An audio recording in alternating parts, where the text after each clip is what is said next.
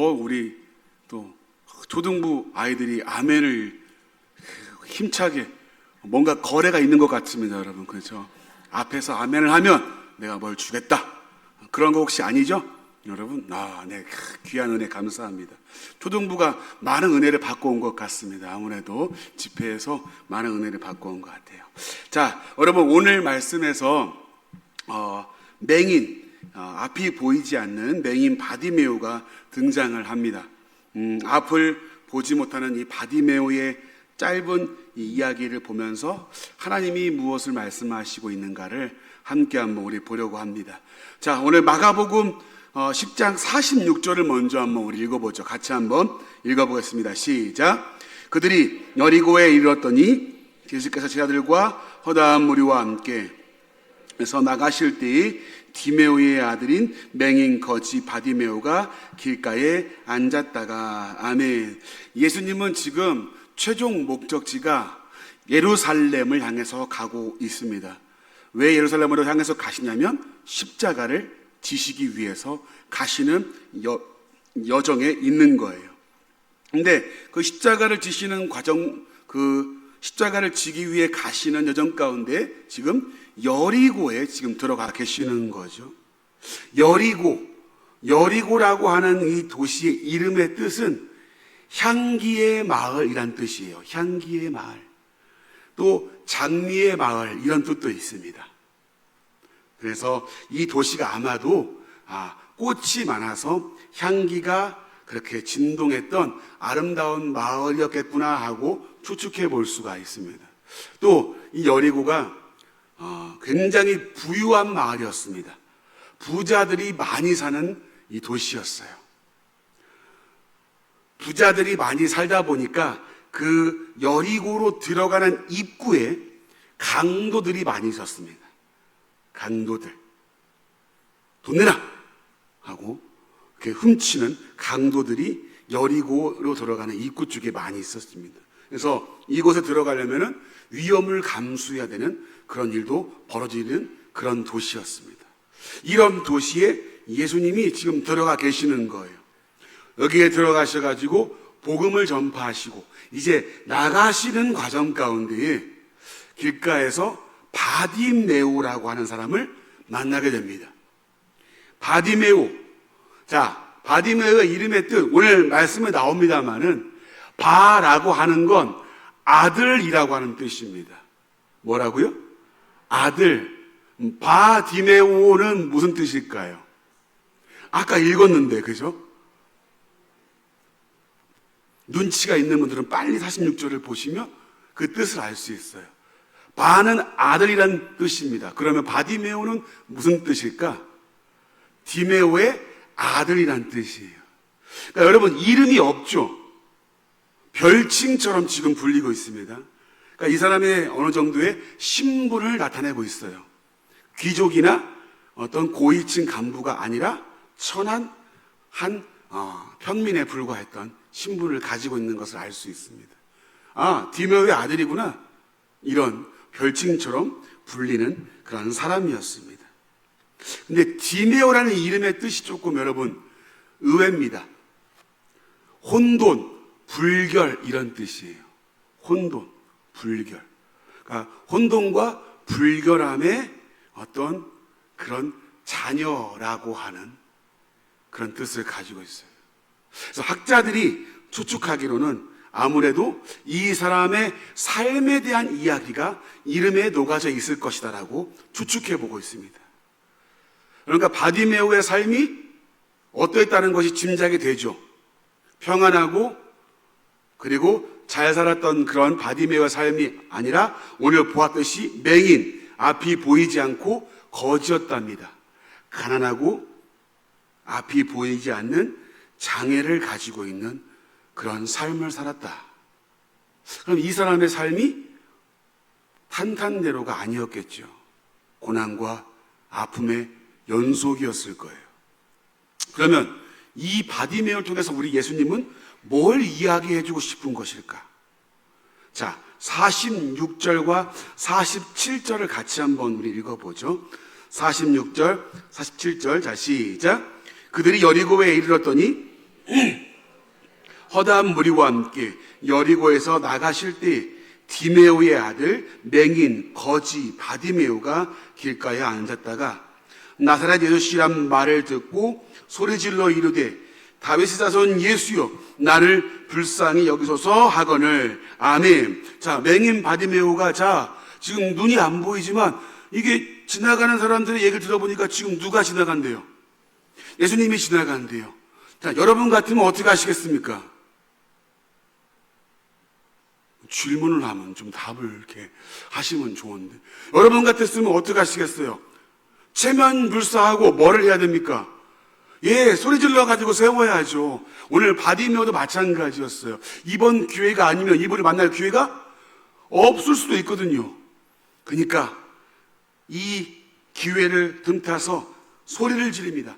다윗의 자손 예수야 나를 불쌍히 여겨주세요. 막 소리를 질러요. 근데 여러분, 한 가지 이상한 점이 발견돼요. 사람들의 반응이 이상합니다. 우리 48절 말씀 읽어볼래요? 48점 시작. 많은 사람이 꾸짖어 잠잠하라 하되 그가 더욱 크게 소리질러 이르되 다윗의 자손이여 나를 불쌍히 여기소서 하는지라. 아멘. 많은 사람이 뭐 했다고 합니까? 여러분, 이 사람이 뭐 잘못했어요? 저를 보세요, 여러분. 자, 이 사람이 지금 뭘 잘못했습니까? 고성방가죄 뭐 그런 건가요? 아우 시끄러 귀 아파 그냥 이런 거예요? 여러분, 이 당시에 무서운 사회적인 통념, 사회적인 전체적인 개념이 뭐였냐면 당시에 특정한 직업 그리고 몸에 장애를 가진 사람들 또 가난한 사람들을 죄인 취급했습니다. 이 당시에 특히 세리들, 창기들 그리고 장애인들, 가난한 사람들을 죄인 취급했어요. 장애를 가진 사람에게 저 사람은 하나님께 저주를 받아가지고 저렇게 죄 때문에 장애를 입었어라고 생각했습니다. 가난한 사람들에게는 저 사람은 하나님께 벌을 받아가지고 저렇게 가난하고 못 살게 된 거야 라고 생각했던 시기였어요. 세리와 창기들은 똑같이 저 사람들은 민족의 배반자고 저 창기들은 저렇게 더러운 일을 하나님께 저주를 받아가지고 한 사람들이야 라고 이 당시에 사람들의 관념 속에 이런 생각을 가지고 있었습니다. 여러분, 그래서 유대인들과 바리새인들이 할 수만 있으면 부자가 되려고 몸부림을 쳤습니다. 왜 그랬을까요? 앞에 설명했잖아요. 자기는 누구한테? 하나님께 복을 받아가지고 이렇게 부자다라는 걸 드러내고 싶었기 때문에 수단과 방법을 가리지 않고 부자가 되려고 난리를 쳤어요. 왜? 그래야 사람들이 볼 때 어떻게 보니까 이야 저 사람은 하나님이 저렇게 복을 줘가지고 이야 부자가 되었대. 이런 무서운 잘못된 신앙의 관념을 가지고 있었던 거예요. 그러면 여러분, 이런 관념 속에서 맹인을 바라볼 때 어떻게 바라봤을까요? 물어보잖아요. 네, 말 좀 해주세요. 맹인을 바라볼 때 어머 불쌍해 이랬을까요? 아니라니까요. 저놈은 죄인이라서 저렇게 하나님께 벌 받은 거야. 에휴, 여러분 위험한 생각 아닙니까? 굉장히 위험한 신앙의 관념이죠. 이게 이 당시에 통념적으로 사회적으로 깔려 있었던 시기였던 거죠. 그러니까 그 맹인이 여기 지금 사람들 지나가는데 막 소리를 지릅니다. 그러면 어떻게 할까요? 이런 관념 속에서 당연히 이런 반응이 나오죠. 마 조용히 해 임마 자식아 그냥 너무 새끼야 그냥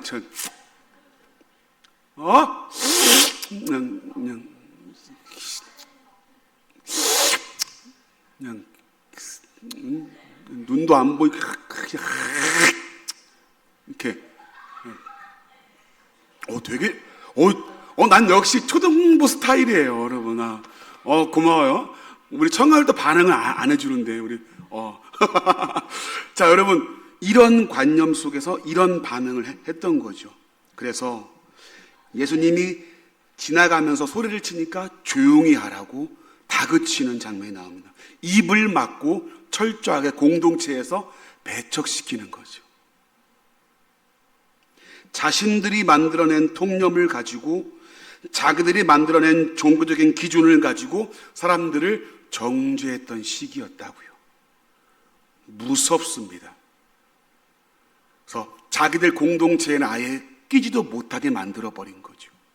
여러분, 물어볼게요. 성도님들, 맹인의 특징이 뭐죠? 맹인의 특징? 그걸 물어보냐, 그런 표정인데, 눈이 안 보이죠? 그럼 또 하나 물어볼게요. 여러분, 그러면 눈이 안 보이는데 혼자 살 수 있어요, 없어요? 살 수 있어요? 없죠. 그럼 여러분, 무슨 뜻입니까? 누군가의 도움이 없이는 살아가지 못하는 사람이죠. 근데 여러분, 지금 이 공동체가 어떻게 하고 있죠? 아무도 이 사람을 돌아보지 않습니다. 여러분, 무섭지 않습니까? 자기들은 신앙을 가지고 있다고 하고 하나님의 사람이라고 이야기를 하지만 정작 무엇을 하고 있습니까? 자기들의 종교적인 기준을 가지고 죄악된 길을 걷고 있는 거죠. 여러분, 혹시 우리는, 그리고 교회는 어떠한가? 죽어가는 다른 사람들을 향해서 비참하리만큼 아무런 관심이 없는 냉랭한 모습이 이 당시에 있었는데, 과연 그럼 우리는 어떠한가요? 특정한 사람들을 멸시하고 배척하고 있지는 않습니까? 여러분, 부끄럽게도 이러한 교회들이 참 많은 걸 전 봤습니다. 그 사람이 교회에 조금 더 이익이 되거나 사회적으로 영향력이 있는 사람이면은 그 사람을 잘 대우하지만, 상대적으로 자기가 볼 때 이익이 없거나 초라해 보이면 그를 보는 시선이 다릅니다. 근데 이것이 교회 내에서 아무렇지도 않게 벌어지는 걸 전 참 많이 봤습니다. 여러분들은 어떠세요? 내가 가진 기준을 가지고, 내가 가진 신앙을 가지고, 나는 저보다 우월한 존재이고 저 사람은 나보다 못한 존재로서 깔아보고 있지는 않습니까? 그리고 소외된 영혼을 향해서 아무렇지도 않게 냉랭하게 그들을 배척하고 있지는 않은가? 우리 청년 리더들에게 강조하는 게 있습니다. 소외된 자가 없게 하라. 우리 셀 가운데서 소외된 자가 절대로 없게 해달라. 여러분, 우리가 신앙인이라면 우리의 관념과 생각을 벗어나서 하나님이 저 영혼을 향해서 어떠한 마음을 가지고 있는가를 볼 수 있어야 됩니다. 내 이익과 내 관념을 가지고 쉽게 판단하거나 배척하는 건 우리 공동체에서는 없어야 되는데, 오늘날 많은 교회에서 소름 끼칠 만큼 이러한 영혼을 향한 냉랭한 차가운 배척되는 일들이 생각보다 많이 벌어지고 있다는 거예요. 성도님들, 부탁을 드립니다. 우리 공동체는 우리의 관념과 생각으로 남을 정죄하고 배척하는 집단이 아니라 하나님의 말씀을 가지고 서로 품고 나아가는 귀한 공동체가 되기를 예수님의 이름으로 간절히 축복합니다. 정말 아멘이십니까, 여러분들? 이런 게 교회 아닐까요? 계속해서 이제 예수님이 이 영혼을 향해서, 이 바디메오를 향해서 뭐라고 하시는가? 우리 49절부터 52절까지 한번 쭉 한번 읽어봅시다. 49절부터 52절 시작. 그를 부르라 하시니 그들이 그 맹인을 부르며 이르되 안심하고 일어나라. 그가 너를 부르신다 하매 맹인이 겉옷을 내버리고 뛰어 일어나 예수께 나아오거늘 말씀하여 이르시되 내게 무엇을 하여 주기를 원하느냐. 맹인이 이르되 선생님이여 보기를 원하나이다. 예수께서 이르시되 가라 내 믿음이 너를 구원하느니라 하시니 그가 곧 보게 되어 예수를 길에서 따르니라. 아멘. 예수님이 물어보세요. 무엇을 해주기를 원하느냐 라고 질문을 던집니다. 그러자 맹인이 얘기하죠. 보기를 원합니다. 근데 예수님이 뭐라고 말씀하시냐면 가라 내 믿음이 너를 구원했다. 여러분 조금 이해가 가지 않지 않나요? 보기를 원합니다라고 하니까 내 믿음이 너를 구원했대요. 그럼 이 바디메오의 믿음은 어떤 믿음이었던 겁니까? 여러분 이 보기를 원합니다라고 하는 말에는 이런 뜻이 있습니다. 단순히 내 눈을 그냥 뜨게 해주세요라는 말을 넘어서서 예수님만이 내 눈을 뜨게 할 수 있습니다. 예수님만이 지금 나를 구원할 유일한 분입니다 라는 고백이 녹아져 있는 거예요. 그러니까 어떠한 믿음이었냐? 바로 예수님이 아니면 안 됩니다 라고 하는 믿음이에요. 성도님들, 예수님이 원하시는 믿음이 이런 거예요. 우리를 구원으로 이끄는 믿음은 다른 게 아니라 이 믿음이에요. 예수님이 아니면 안 됩니다. 예수님만이 하실 수 있습니다. 예수님만이 나의 구원자이십니다. 예수님은 이 믿음을 높게 사시고 이 믿음을 인정하신 겁니다. 오늘날 우리에게도 마찬가지예요. 예수님이 원하시는 것은 바로 이 믿음인 거죠. 바디메오는 맹인이었지만 분명히 예수님에 대한 약속과 믿음을 가지고 있었다라고 하는 것이 이 말 안에 녹아져 있는 겁니다. 사랑하는 성도님들, 바디메오와 같은 이 분명한 믿음과 고백이 저와 여러분의 삶 가운데 있기를 주님의 이름으로 축복합니다. 예수님이 아니면 안 됩니다. 이걸 원하시는 거예요. 절대 의존성, 그분이 아니면 안 된다. 이 믿음을 오늘날 원하시는 거죠. 여러분, 근데 성경은요, 단순히 이 맹인을 등장시키는 것이 그냥 우연하게 등장시키는 게 아닙니다. 의도가 있기 때문에 등장을 시키는 거예요. 그럼 무슨 의도가 있냐? 자, 성경에서 맹인은 당시의 사람들의 신앙과 영적 상태를 상징적으로 보여주는 인물이에요. 맹인은 당시 사람들의 신앙과 영적 상태를 상징적으로 보여주는 인물이 바로 맹인이라는 겁니다. 당시의 종교 지도자들과 바리새인들과 유대인들은 예수님이 지금 눈앞에 있는데 그분을 알아봤어요? 못 알아봤습니까? 못 알아봤다는 거죠. 마치 맹인처럼. 그리고 자기들이 가지고 있는 혈통, 나는 아브라함의 자손이야, 전통, 그들이 지켰던 모든 종교적인 틀을 가지고서 자기들만이 의인이고 구원받은 백성이라고 자부하고 착각했단 말이죠. 그러나 정작 자기들의 영적 상태가 어떠한지는 보지 못하고 눈앞에 있는 메시아를 보지 못하는 그런 맹인과 같은 모습이 바로 이 시대의 모습이었다라고 하는 걸 지금 상징적으로 보여주는 거예요. 근데 이 맹인을 지금 누가 고치시죠? 예수님이 고치세요. 자, 이렇게 어둡고 눈앞에 보이는 것을 이 맹인과 같이 어두워서 아무것도 분별하지 못하는 이 시대 가운데 이 시대를 회복시키시고 다시금 진리의 눈을 뜨게 만드시는 분이 곧 누구다? 예수님이라고 하는 것을 지금 알려주려고 이 바디메오 사건이 등장을 하는 겁니다. 이해가 되십니까, 여러분들? 괜히 맹인이 등장하는 게 아니에요. 이 시대의 모습이 이러하다. 근데 그것을 치유하고 회복할 분이 너희 앞에 있다. 바로 예수 그리스도시다. 그걸 보여주고 있는 겁니다. 여러분, 이 맹인 바디메오 사건 앞에 혹시 무슨 사건이 나오는 줄 아십니까? 눈치가 있는 분이면 빨리 성경을 지금 보실 텐데 볼 마음이 없으신 것 같아요. 35절부터 보게 되면 쭉 사건이 하나 등장합니다. 어떤 사건일까요? 바로 예수님의 제자들이 싸웁니다. 왜 싸운 줄 아세요? 주님의 나라가 임할 때에 누가 우편에 앉고 누가 좌편에 앉아가지고 고위 관리를 해먹을 것인가를 두고 싸웠어요. 제자들도 예수님을 그저 정치적인 왕으로밖에 인식하지 못했다 그 말입니다.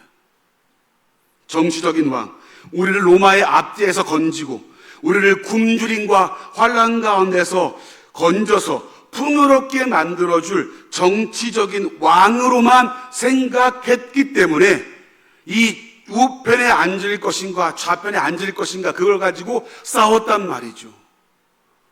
제자들 또한 무슨 모습과 같았다? 맹인과 같은 모습을 하고 있었던 거죠.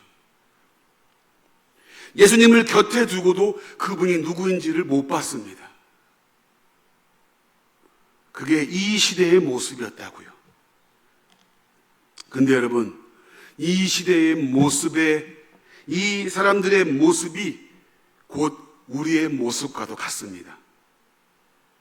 예수님이 오기 전에는, 예수님을 알기 전에는 우리도 맹인과 같은 인생이었죠. 나의 상태가 어쩌한지도 모르고 진리가 무엇인지도 모르고 예수님을 누구인지도 보지 못했던 눈먼 자의 인생이 바로 우리의 인생이었다라고 하는 거예요. 근데 그 인생에 예수님이 찾아오셔서 아무 소망도 없는 우리 가운데 십자가를 지시고 영원한 생명을 우리에게 주셨습니다. 그리고 우리의 그 무지한 그리고 어두워진 눈을 밝히셔서 그 메시아를 바라보는 믿음을 우리에게 주신 것이죠. 그래서 오늘 우리에게 필요한 것은 이 바디메오와 같은 믿음입니다. 예수님이 아니면 안 된다.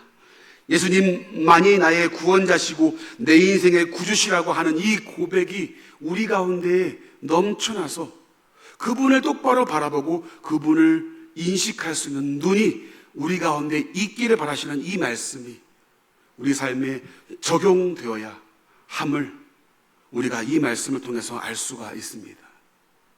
사랑하는 성도님들, 예수님만이 우리의 인생의 주인이시고 구주인 것을 고백하는 그런 믿음과 삶이 넘치시기를 예수님의 이름으로 간절히 축복합니다.